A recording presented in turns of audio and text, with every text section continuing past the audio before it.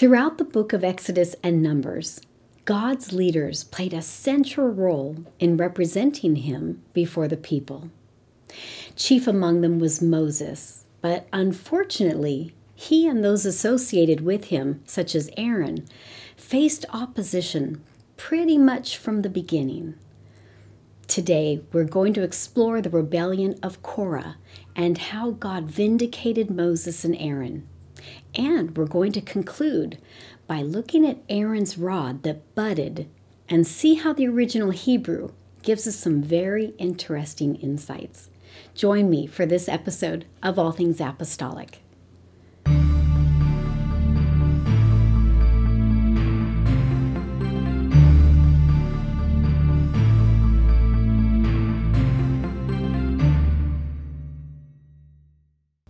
Before we examine the rebellion of Korah, it's important to always look at Bible stories in their larger context. What was happening in Israel in this time period? Well, between the rescue from Egypt and the acquisition of the Promised Land, Israel spent 40 years in the wilderness, with periods of being in conflict with God. In fact, when Moses was giving his final speech to the people in the book of Deuteronomy, he said, "Remember and forget not how thou provokest the Lord thy God to wrath in the wilderness, from the day that thou didst depart out of the land of Egypt until ye came unto this place. Ye have been rebellious against the Lord." Multiple times Israel tested God, beginning back in Exodus with issues like being stuck at the edge of the sea while Pharaoh's army approached, the bitter water, hunger, disobeying the command to eat all of the manna daily, and disobeying the command to gather enough manna for the seventh day, and many more. And the climax in Exodus came with the golden calf incident. In the book of Numbers, the cycle of complaining and rebellion continued. In the middle of the book is an especially dark period in which there were 7 times of testing or rebellion. In chapter 11, there was some general testing at the beginning in the form of complaining. Later in that chapter, the people were dissatisfied with the manna and wanted meat to eat. Chapter 12 was Aaron's and Miriam's challenge to Moses' leadership. Chapters 13 and 14 marked Israel's fatal mistake of complaining about their ability or inability to secure the Promised Land. This particular rebellion meant that there would be a shift from the Exodus generation to the conquest generation. In chapters 16 and 17, we again have a leadership crisis when Korah and others rebelled against Moses and Aaron. Chapter 20 documents Israel's complaint about a lack of water, and in chapter 21, again Israel tested God by complaining why he had brought them out of the land of Egypt to die in the wilderness with no food and water and only the manna that they hated. Against this backdrop of testing and rebellion against God, we have Korah's rebellion against God's appointed leaders. Korah was a Levite, and more specifically, a Kohathite, the ones who were responsible for transporting the items in the tabernacle, including the Ark of the Covenant, as Israel traveled in the wilderness from place to place. So the Kohathites had a special role. Korah was joined by others in his rebellion, 250 princes of the assembly, famous men of renown in the congregation. They included Levites who were supposed to be the spiritual leaders, and also Dathan and Abiram, who descended from Reuben, who represented authority as the eldest brother of the 12 tribes. They were also part of the rebellion. So Korah argued that everyone had an equal right to participate in the priesthood. Numbers 16:3 says, "And they gathered themselves together against Moses and against Aaron, and said unto them, Ye take too much upon you, seeing all the congregation are holy, every one of them, and the Lord is among them. Wherefore then lift you up yourselves above the congregation of the Lord?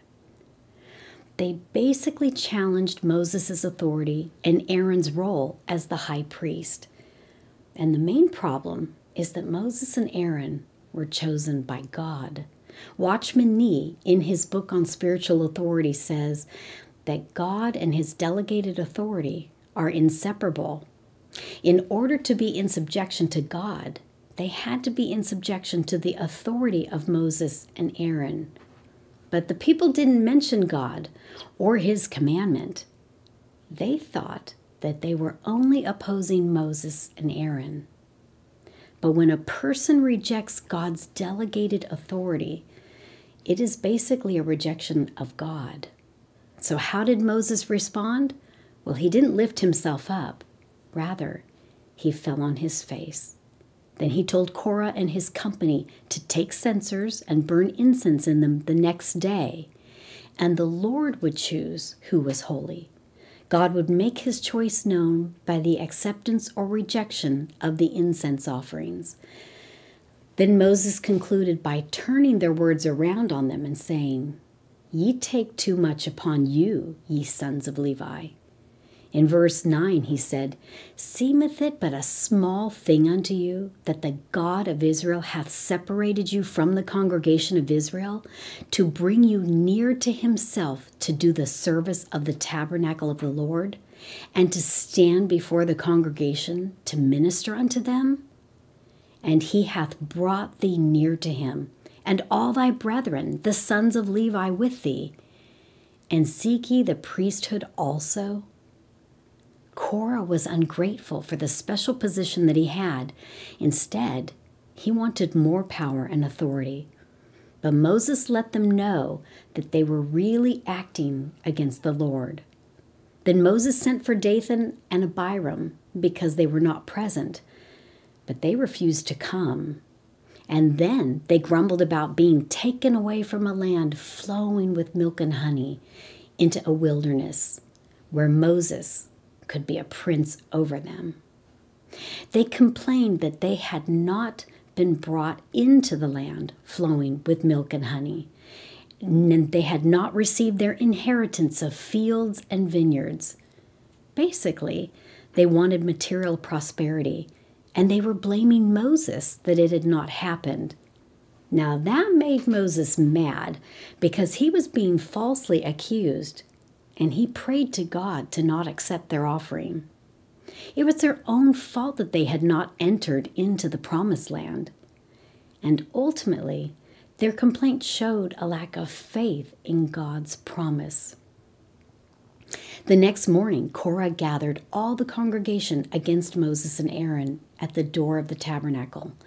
God threatened to consume all of the congregation, but Moses and Aaron fell on their faces and pleaded with God.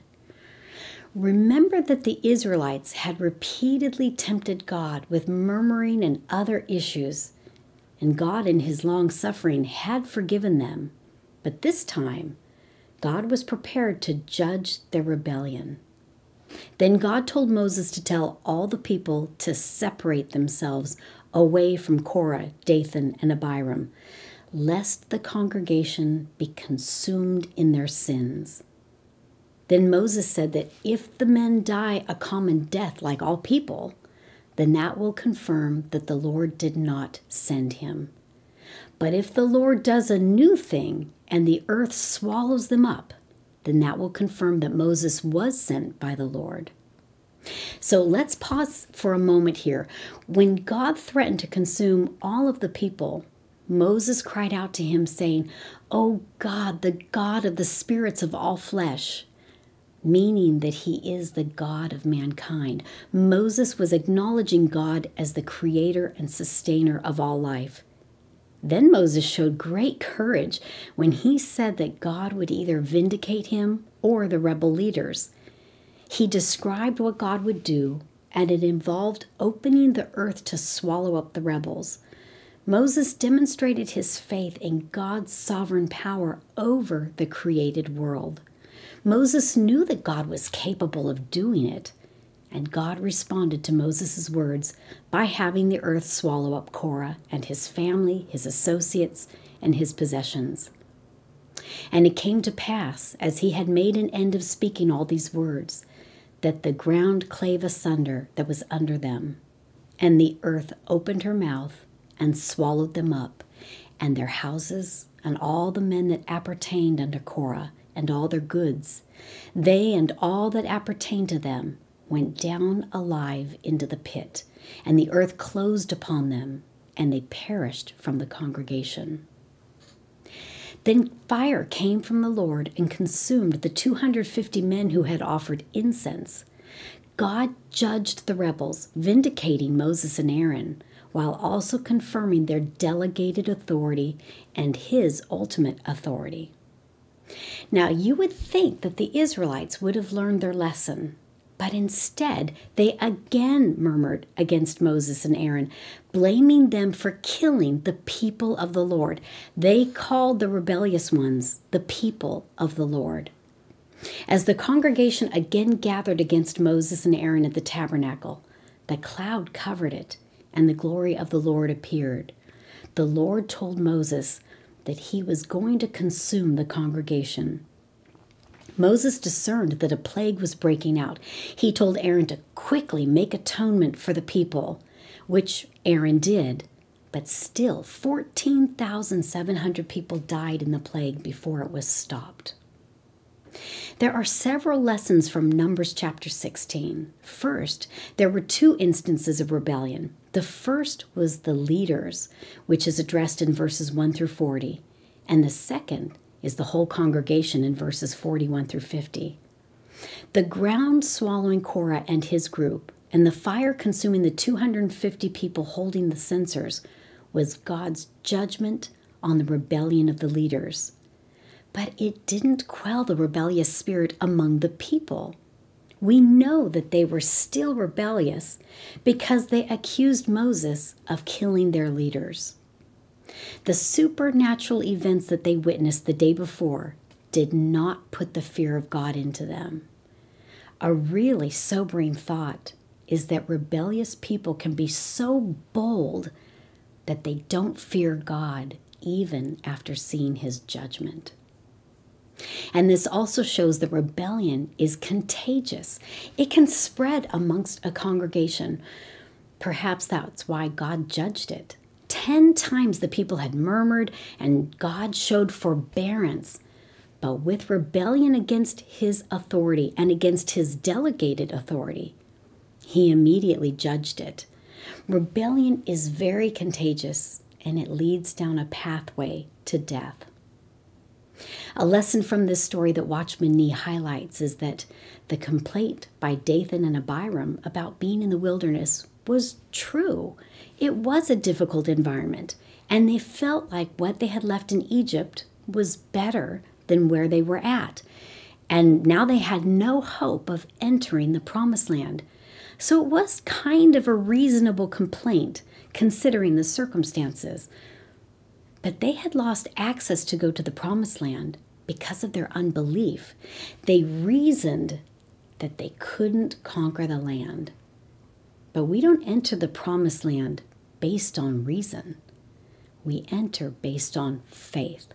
Watchman Nee says it this way: he who walks after reason and sight goes the way of reason.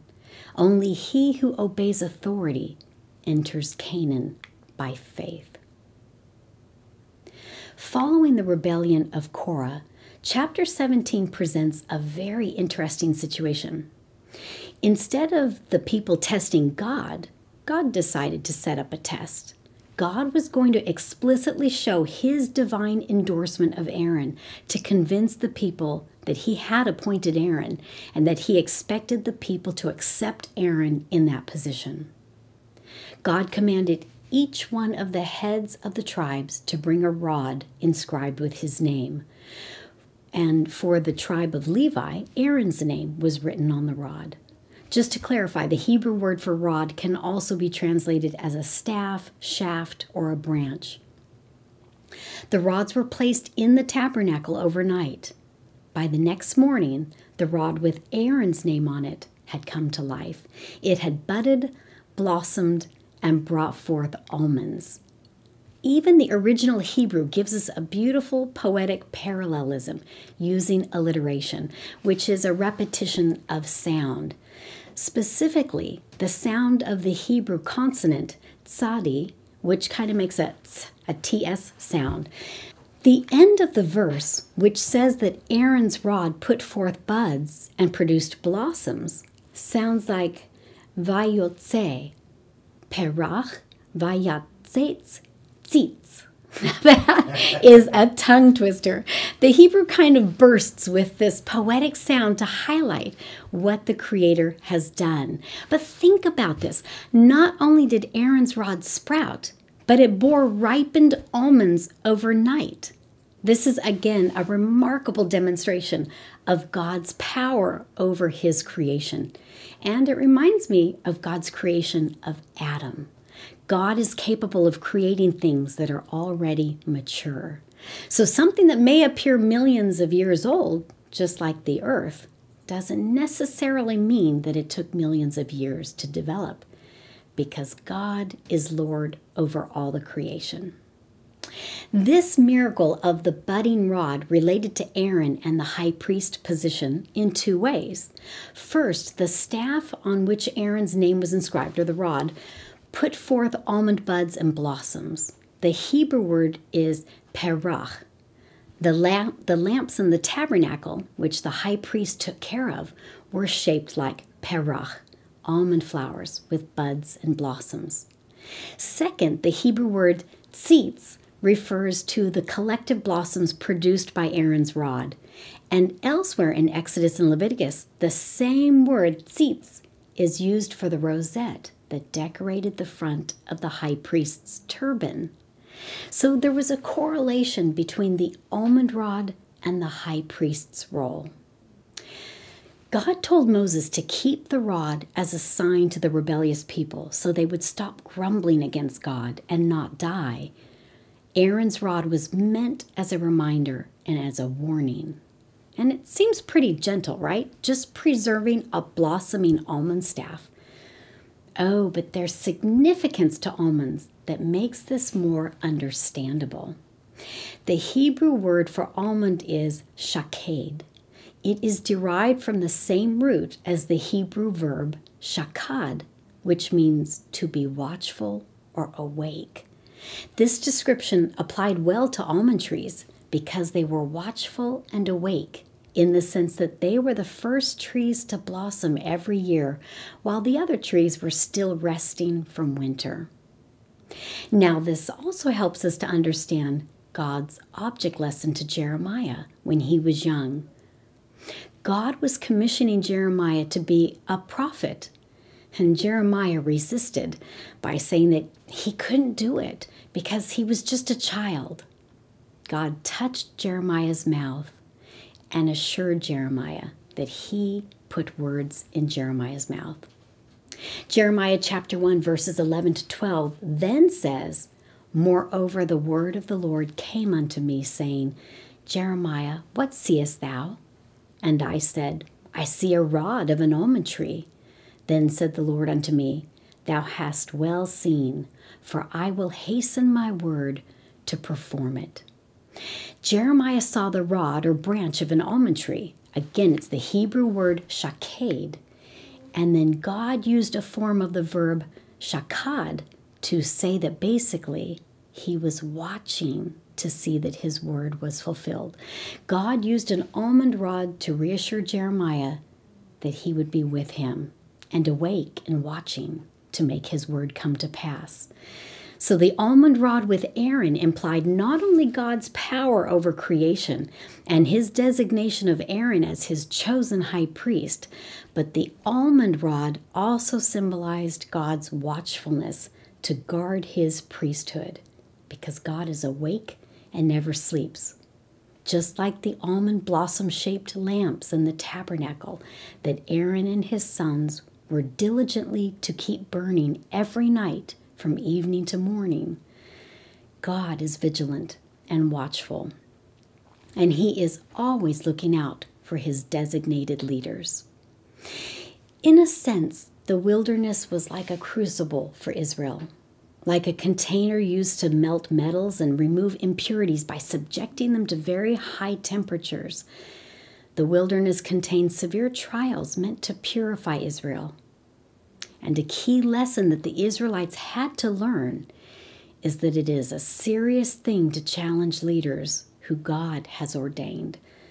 God completely vindicated Moses and Aaron before the people who had doubted the word of the Lord, murmured against Moses and Aaron as being self-appointed, and who believed that they themselves were qualified to hold the office.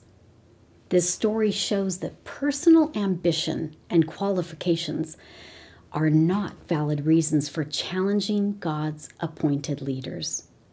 We know that Aaron was not better than anyone else. In fact, he was the one who had spearheaded the incident with the golden calf. But he was chosen by God, and by being God's delegated authority, God watched over him, protected him, and helped him to be fruitful in his ministry. God expects us to recognize His chosen leaders. To oppose God's delegated authority is to oppose God. To submit ourselves to God's delegated authority is to submit to God. I hope you enjoyed this episode, and see you next time. God bless.